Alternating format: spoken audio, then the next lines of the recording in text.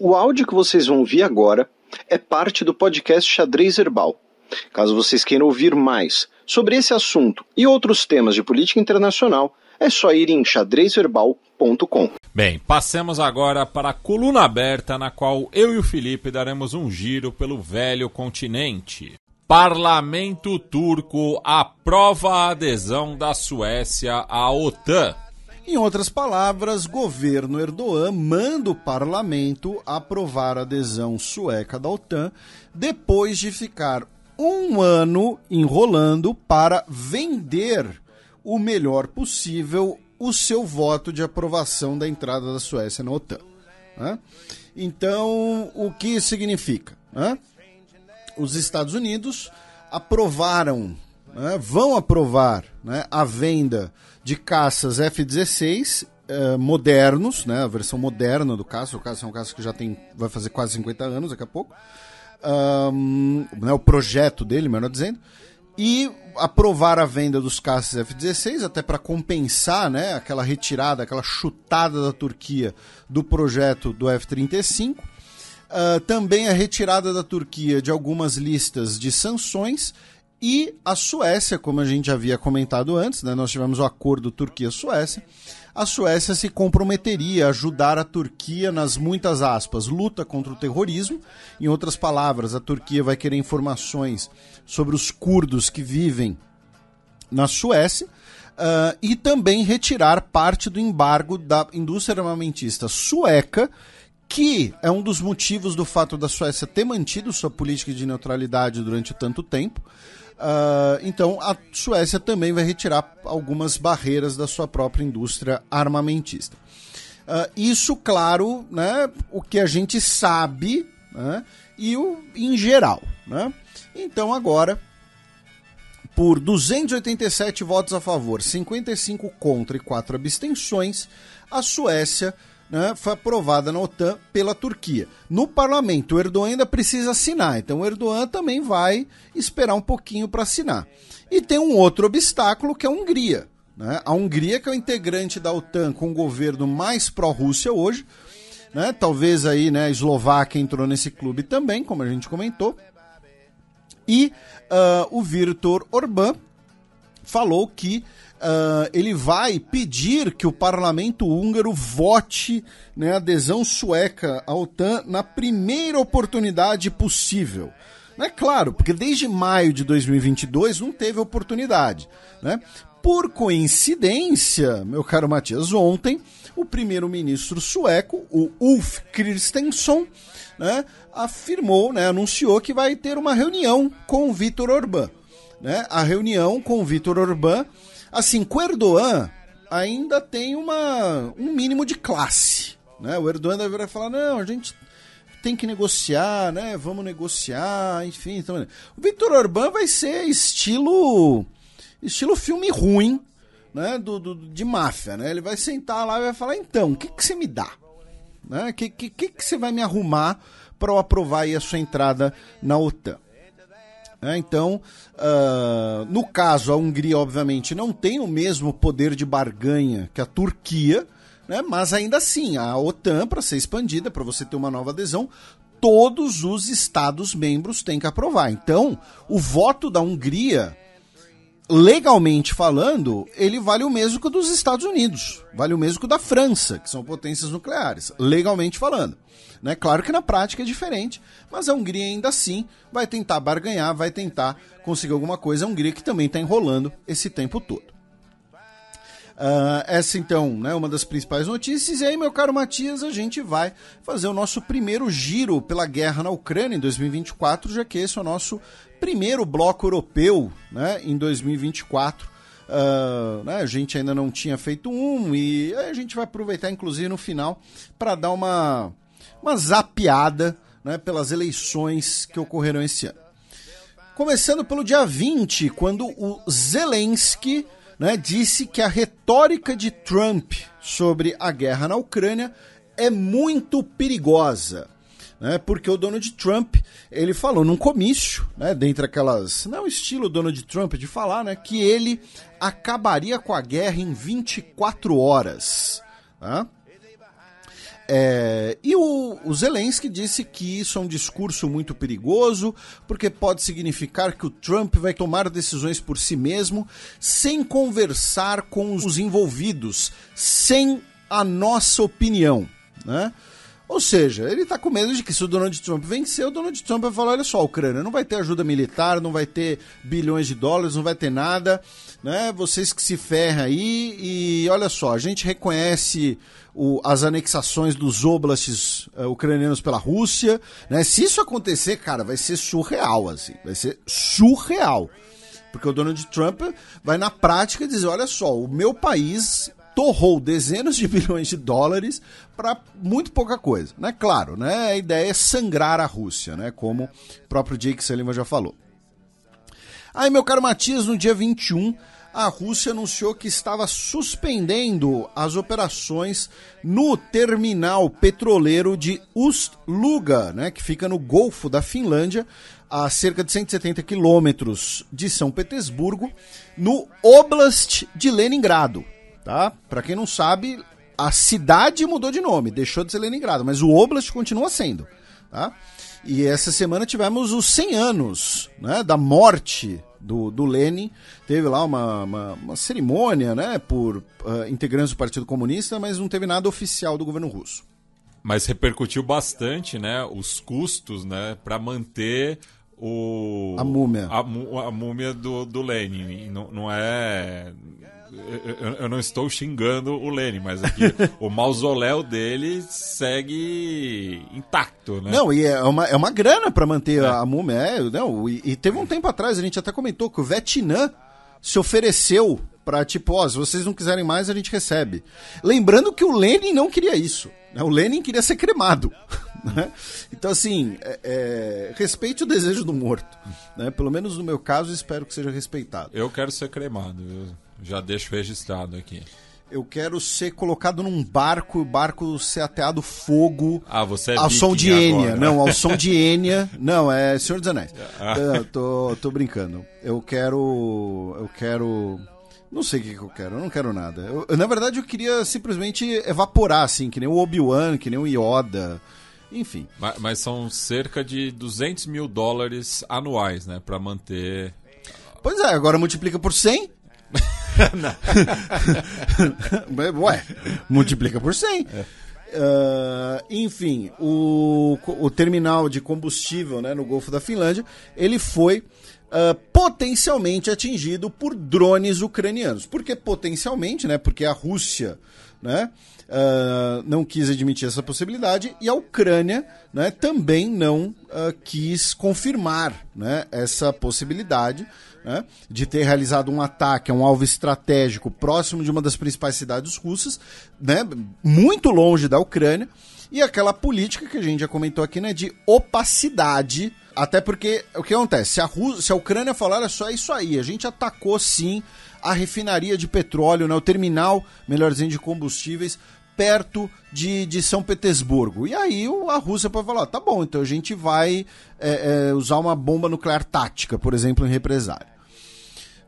Notícia também do dia 21, que não é bem uma notícia, né, é um boato, uma fofoca. Tá? Mas que o Jake Sullivan, o conselheiro de segurança nacional de Joe Biden, teria tido uma reunião com congressistas dos Estados Unidos e que ele teria dito essas palavras, que a não ser que o Congresso autorize mais ajuda militar para a Ucrânia, a Rússia poderia vencer a guerra em questão de semanas, pois a Ucrânia está ficando sem munição. Ainda em relação à guerra na Ucrânia, nós tivemos no dia 21 o maior número de civis mortos em um ataque ucraniano até o momento. Tá? Pelo menos 27 pessoas morreram e 25 ficaram feridas em um mercado da cidade de Donetsk, né, que é uma cidade da Ucrânia, porém sob controle russo, né, no Oblast de Donetsk, né, que fica na região que todo mundo conhecia desde antes da guerra, né, com o nome de Donbas, né, a bacia do rio Don, né, porque tem o rio Donbas que faz parte da bacia do rio Don. E o ataque foi realizado com artilharia, tá? E deixou pelo menos 27 civis mortos.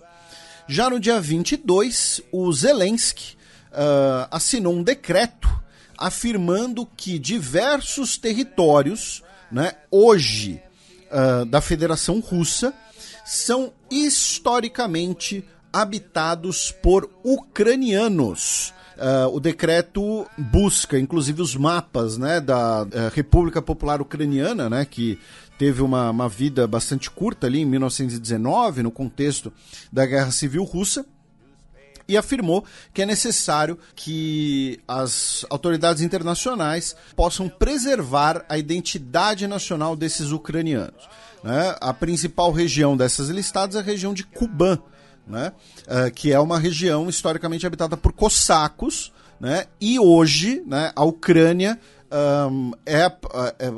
é que tem o maior componente cossaco na sua identidade, né? A Rússia, nos últimos anos, passou a revisar um pouco a sua identidade nacional para também reivindicar a herança cossaca, mas lembrando que durante muito tempo cossaco era uma ofensa na Rússia, especificamente na Rússia, mas em outras partes soviéticas, né? Tanto por vários deles terem lutado contra os bolcheviques, embora alguns lutaram a favor, e lutaram também na Segunda Guerra Mundial, mas especialmente a ideia de que cossacos seriam pessoas selvagens, né? São bárbaros. Tem até um romance do Tolstói sobre isso, né? Que aí a pessoa que não tem modos, né? Enfim, seria uma pessoa inferior. Né? E Kuban que também é banhada pelo Mar Negro, né? E também foi atingida pela grande fome do começo dos anos 30. Essa semana, meu caro Matias, também tivemos o primeiro encontro entre o Zelensky e o novo velho primeiro-ministro da Polônia, o Donald Tusk, né? Eles se encontraram em Kiev e o Donald Tusk disse que a Polônia vai fazer de tudo para garantir as chances de vitória da Ucrânia nessa guerra, pois é uma luta do bem contra o mal. Tá? Eles anunciaram, inclusive, um plano conjunto, né, para a produção de munições pelos dois países. Lembrando que boa parte da indústria ucraniana de munições, ela está, ou estava, né, enfim, algumas foram atingidas por ataques russos e tal, justamente na parte mais ocidental do país, inclusive territórios que historicamente foram da Polônia, já foram da Polônia, né? No dia 23 de janeiro, meu caro Matias, tivemos mais uma onda de mísseis e drones russos contra cidades ucranianas, deixando pelo menos 7 pessoas mortas. Tá?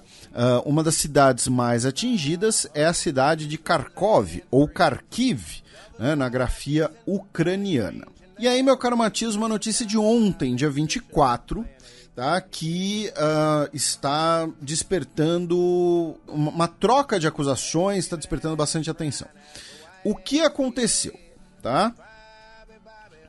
Um avião, um transporte, tá, um avião de transporte da Força Aérea Russa, um Il-76, que é um avião enorme, tá, ele caiu perto de Belgorod e, segundo as autoridades russas, as 74 pessoas dentro do avião morreram.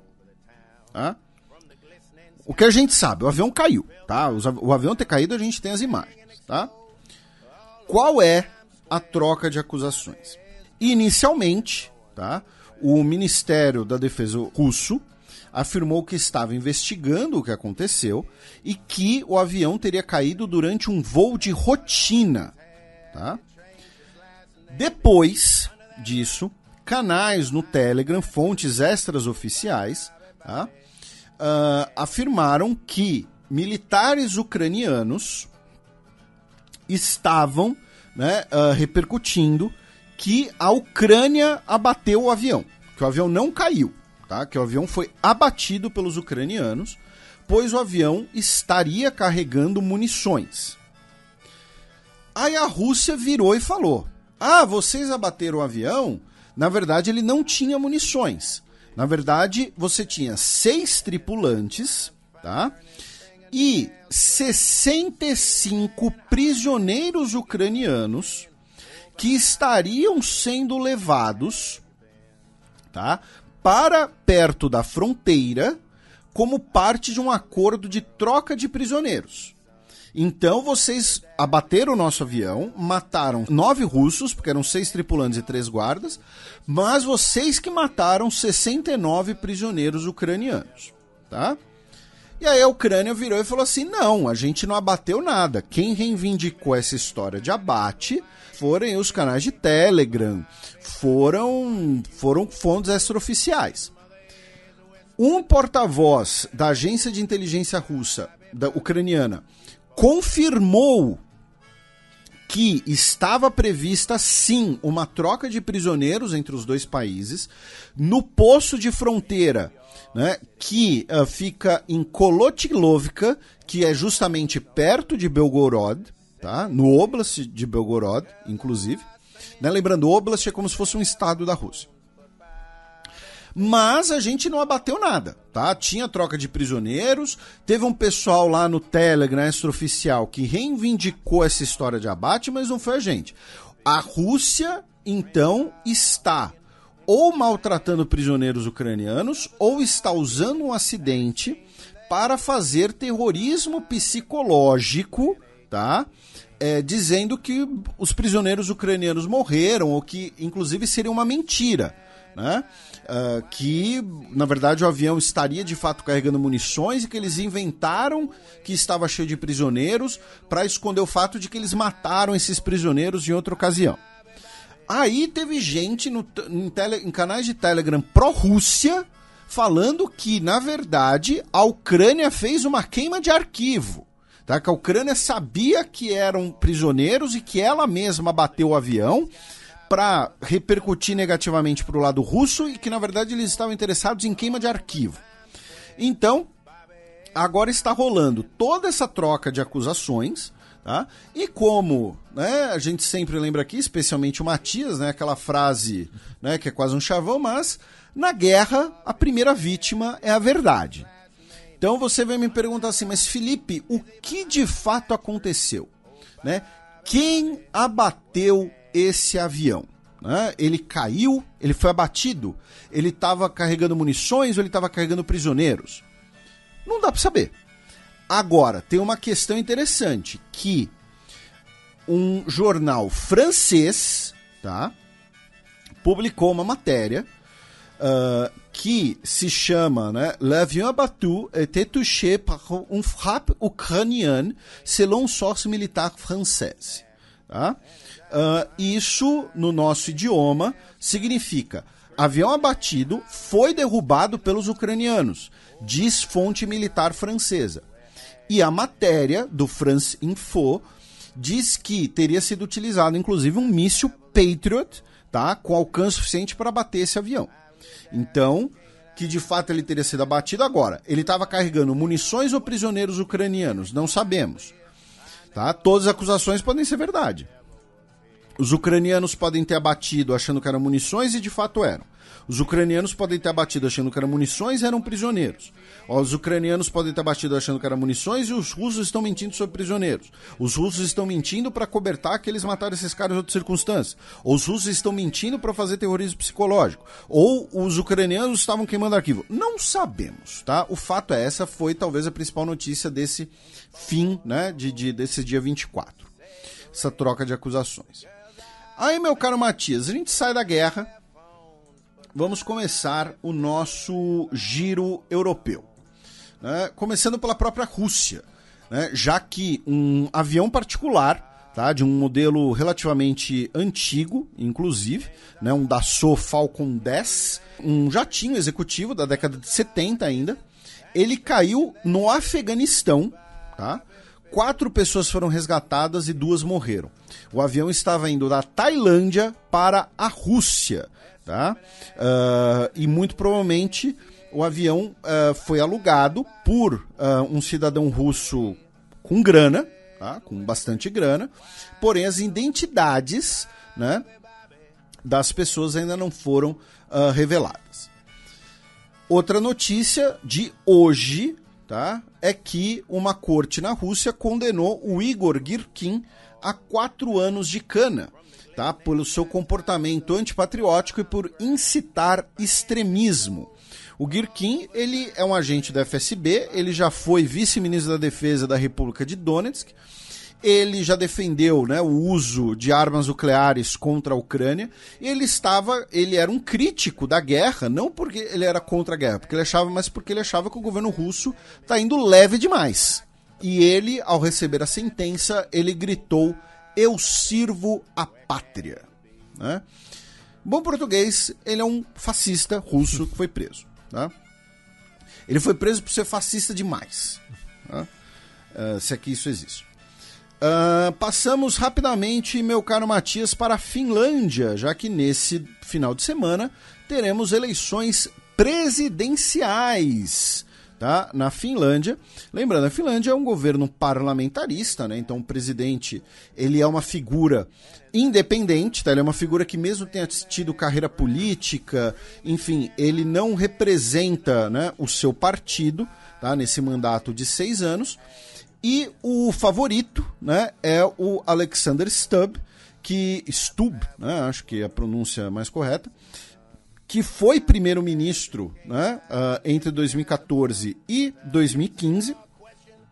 Ele é do Partido da Coalizão Nacional, que é historicamente, né, o partido conservador tradicional, né, da Finlândia, e ele é o favorito nas pesquisas. Da Finlândia, meu caro Matias, a gente navega pelo Báltico, chegamos à Alemanha, já que no último final de semana tivemos mais de 250 mil pessoas se manifestando pelo país contra a AfD, contra a ascensão do fascismo e contra os planos de migração, né, de deportação, melhor dizendo, né, de imigrantes e refugiados. Tá? Tivemos atos em Frankfurt, Hannover, Nuremberg, Stuttgart, dentre outras cidades. Tá? 250 mil pessoas é no total do país, tá? Não foi em apenas uma cidade. Usaram muitas faixas, né, com slogans como, né, votar na AfD é 1933, somos diversos, enfim, tinha uma lá que era fazendo um trocadilho, né, com a AfD e não, né, rejeitar a AfD, enfim. Inclusive o jogo entre o Colônia e o Borussia Dortmund foi interrompido, né, por conta do protesto dos ultras, né, de ambas as equipes, porque também vários coletivos ultras à esquerda têm se manifestado também contra, né, a ascensão da AfD na Alemanha. Isso é uma coisa que a gente já comentou aqui, que é muito curiosa, que é o fato de que muitas torcidas organizadas na Alemanha são à esquerda do espectro político, né? É um tipo de organização historicamente vinculado com o pensamento à esquerda, né? Mesmo o Bayern de Munique, né, que é um clube super poderoso, é um clube rico e tal, a sua principal torcida organizada é uma torcida à esquerda, a Chiquerria. E que usa muitas referências ao fato de que o Bayern de Munique foi perseguido, né, pelo nazismo, porque tinha um presidente judeu, inclusive. E, em compensação, o maior rival regional do Bayern de Munique, o 1860, era o clube dos monarquistas, né, o clube que joga de azul e branco, que é a cor da Baviera, enfim, você tinha coroa em cima do símbolo do time, que depois foi retirada e voltou e tal. Enfim. Então eu não sabia dessa notícia do Colônia e Borussia, mas faz sentido considerando a Alemanha. E, meu caro Matias, a líder do AfD, Alice Weidel, disse que, caso o AfD chegue ao poder, eles vão defender uma saída da União Europeia ao modelo do Brexit. Ela falou isso para talvez ela tenha usado essa comparação porque era uma entrevista para o Financial Times, que é um jornal, né, originado do Reino Unido, né? Mas, assim, o Brexit não tá pegando bem, assim, o Brexit não tá na moda, dona Alice. O Brexit teve resultados negativos também, né? Enfim, então não sei se foi uma declaração inteligente até do ponto de vista eleitoral. Outra notícia em ligação à Alemanha, e o que acontece? Muita gente viu só a manchete, né? Compartilhou só a manchete, muita gente foi iludida, tá? Porque qual é a manchete, né? Suprema Corte Alemã bane o financiamento para partidos de extrema-direita. Né? Por quê? Né? A Corte Constitucional afirmou que, e é uma argumentação que a gente mencionou até no programa passado, movimentos e partidos que são contra a democracia não podem receber financiamento democrático. Né? Porém, muita gente compartilhou isso achando que era uma referência ao AfD. Não, o AfD vai continuar recebendo financiamento público, né? O que seria o fundo partidário alemão. Né? Mas, nesse caso, é o NPD, né? O Partido Nacional Democrático, que virou o Partido à Pátria. Né? O NPD é o partido que, assim, que é abertamente neonazista. Tá? Eles usam camisas marrons, sabe? Ah, mas Felipe, os nazistas usavam camisas pretas? Depende, né? Você tinha as camisas pretas na Itália e na Alemanha você tinha os dois, né? A SS usava preto, a SA usava marrom. Enfim, então é esse partido que agora não vai ter financiamento público.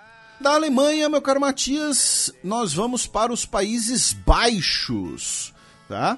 Já que uma corte, né, em Utrecht, né, que fica na região central ali, né, temos ali o Tratado de Utrecht, né, tal, afirmou que é legal que pessoas atirem com armas de paintball em lobos fora dos territórios de preservação.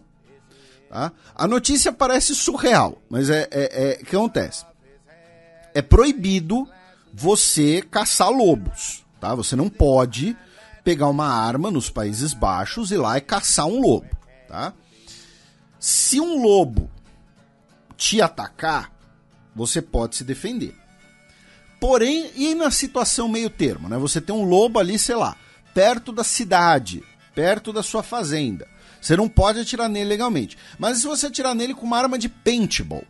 Então eles passaram meses debatendo isso e disseram que, caso um lobo fora dos parques represente uma ameaça à segurança pública, você pode dar tiro nele com arma de paintball. Eu nunca fiz isso, nem pretendo fazer.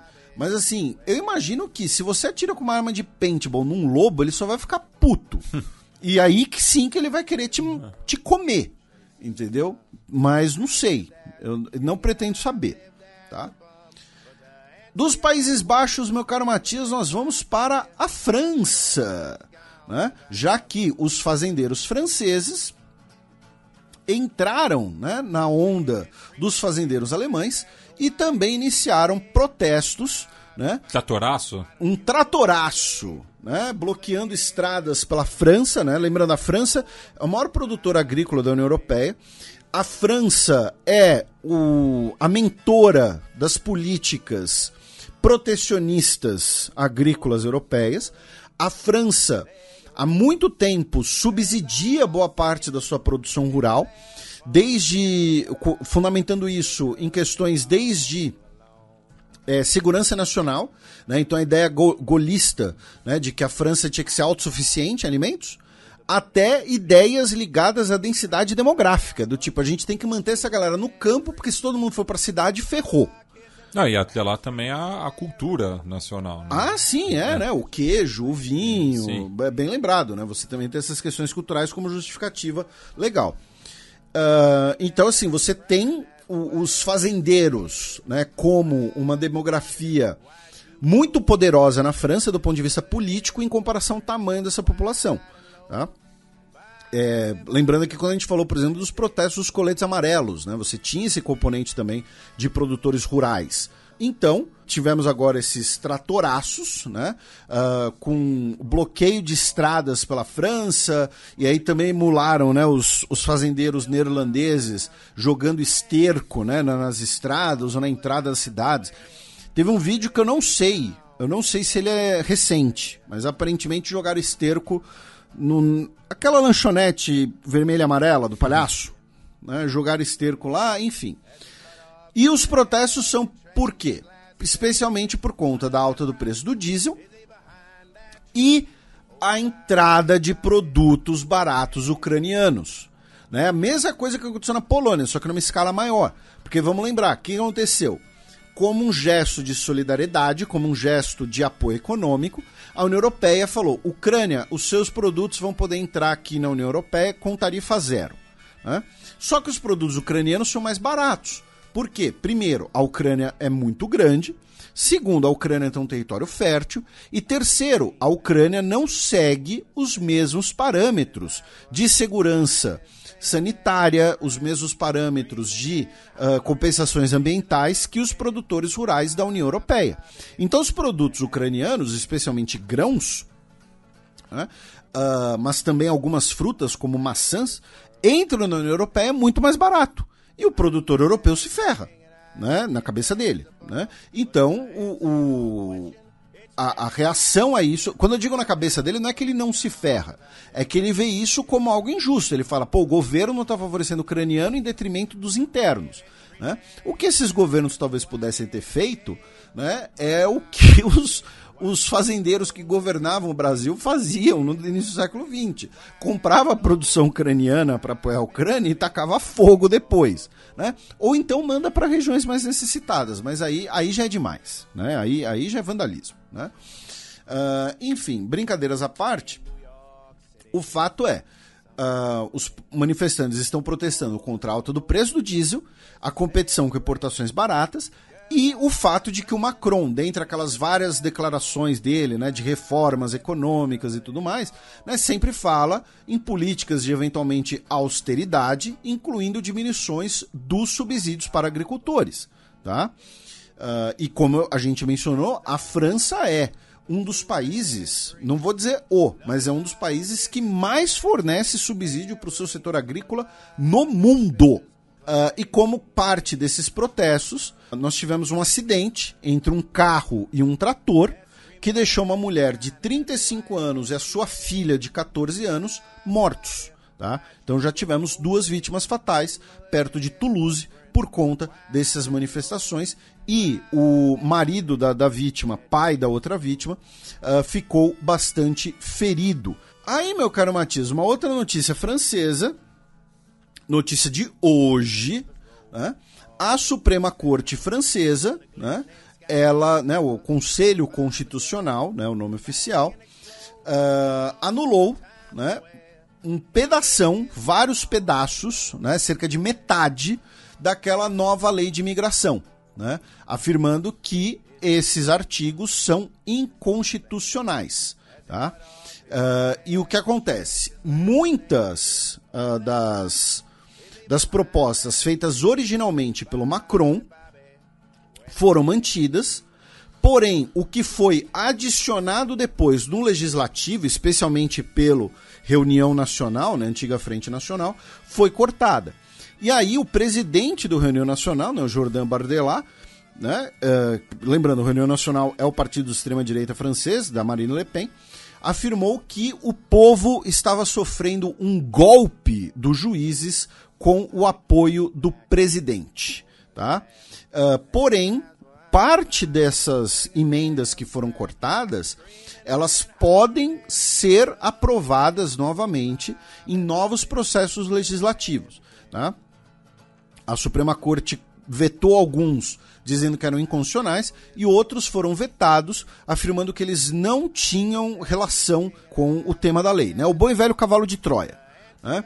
Quando você aprova uma lei, você põe lá uma emenda assim, que parece que não diz nada, tal, mas que se aplica a outro assunto. Da França, meu caro Matias, nós vamos para a Itália, onde o parlamento italiano aprovou o acordo com a Albânia, né, assinado pelo governo Giorgia Meloni, e agora a Albânia vai sediar 2 centros de recepção e triagem para imigrantes. Né? Então o que vai acontecer? Se uma pessoa chegar na Itália em situação irregular, ela será enviada para a Albânia, tá? Onde lá ela vai esperar pela sua triagem e pela sua recepção e para ver se ela pode ou não entrar na Itália. Né? Mais ou menos o que a Austrália faz com Nauru, né? E um pouco menos grave do que o Reino Unido quer fazer com Ruanda.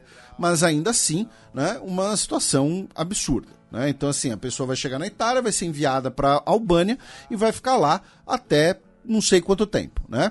Os centros poderão receber até 3 mil pessoas e o acordo vai custar 700 milhões de euros para a Itália em 5 anos. Tá?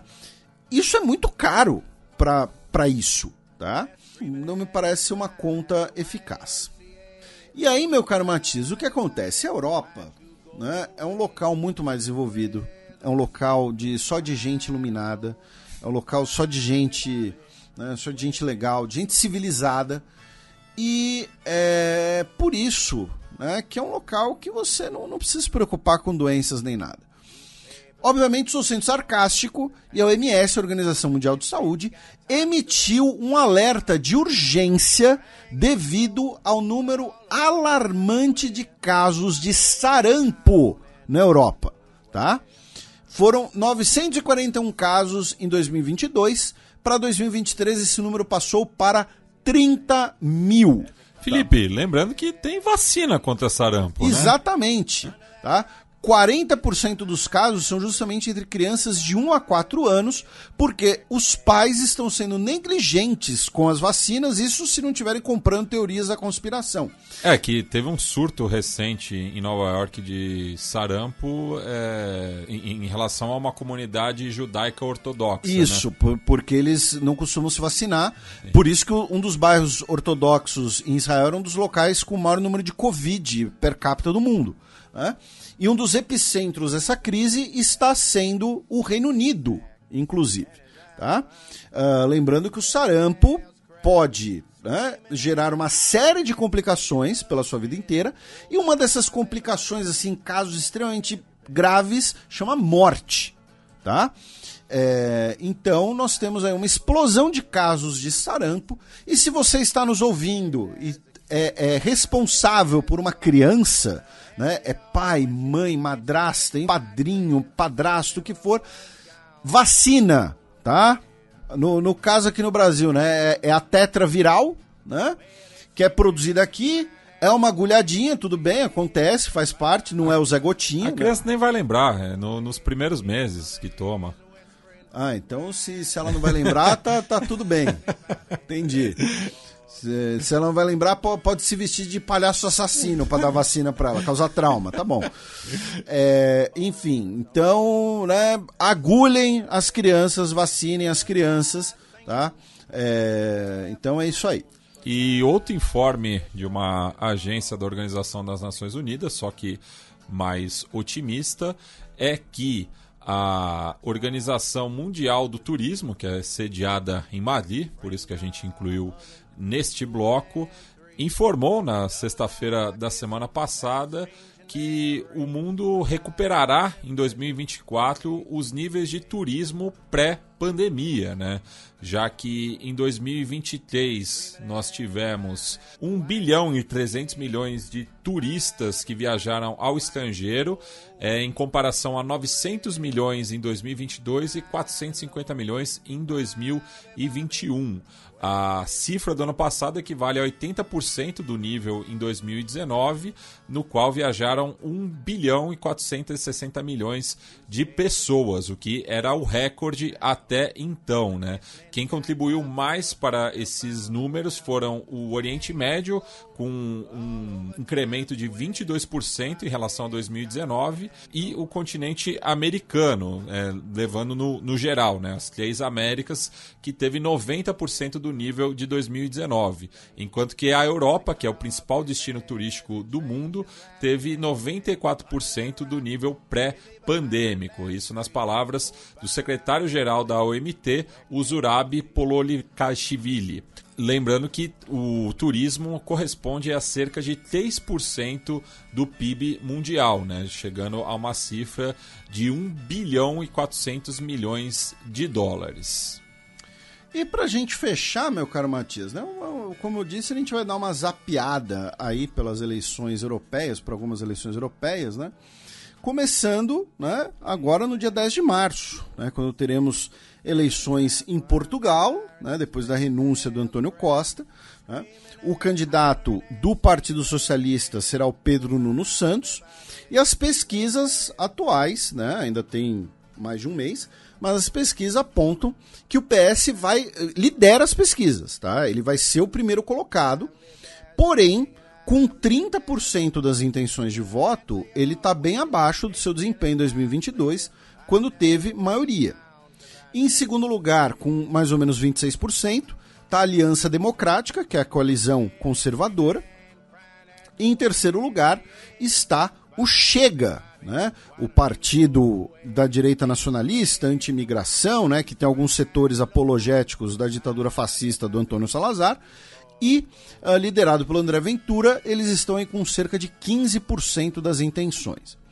5% das intenções estão com a Iniciativa Liberal e os outros 14% estão divididos entre os vários partidos da esquerda radical e os 2 partidos verdes portugueses.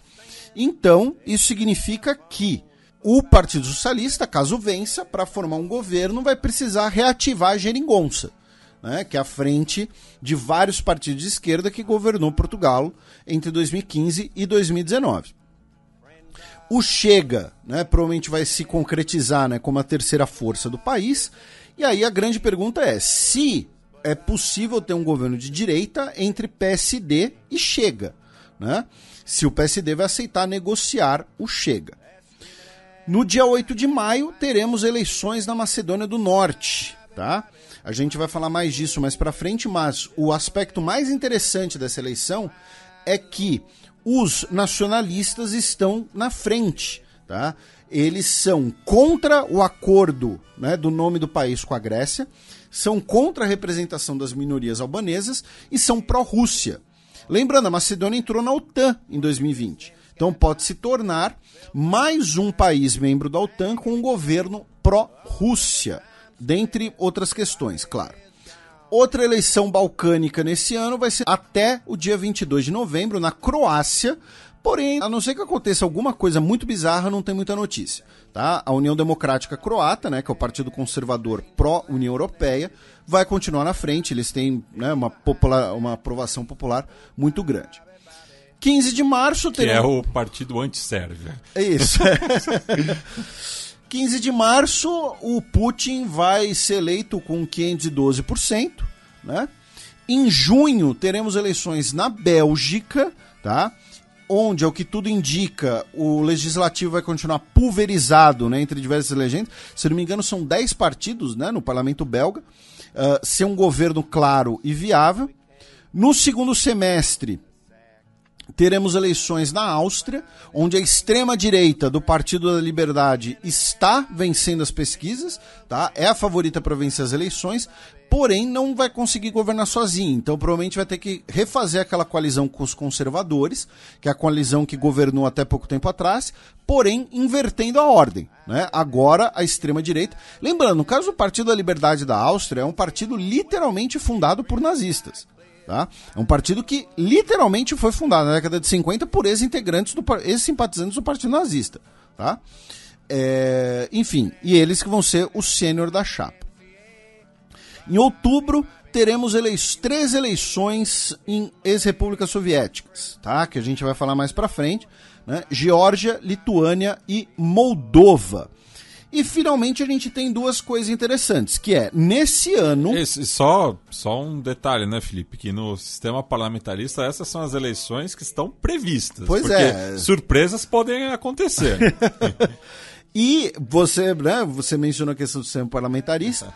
Nós temos 2 parlamentos que podem ou não ser eleitos em 2024, que é Romênia e Reino Unido. Tá? No caso do Reino Unido, o mandato da atual Câmara dos Comuns acaba no dia 28 de janeiro. Então, as eleições provavelmente serão no final desse ano, porém, sempre pode ter algum percalço. E a Romênia vive uma situação parecida. Tá? A Romênia pode ter eleições ainda em 2024, mas também pode ficar para janeiro de 2025. Não sabemos. E no caso do Reino Unido, se a eleição fosse hoje... né, os trabalhistas ganhariam de lavada, tá? Algumas pesquisas de opinião colocam o que seria o melhor resultado trabalhista do pós-Guerra Fria, tá? O que é bastante coisa. Enfim, esse aqui é só uma, como eu disse, só uma zapeada, depois a gente vai falando especificamente de cada uma, mas né, a gente fez isso com a Bacia do Pacífico, a gente fez isso em relação à América Latina, então agora a gente faz isso também em relação à Europa.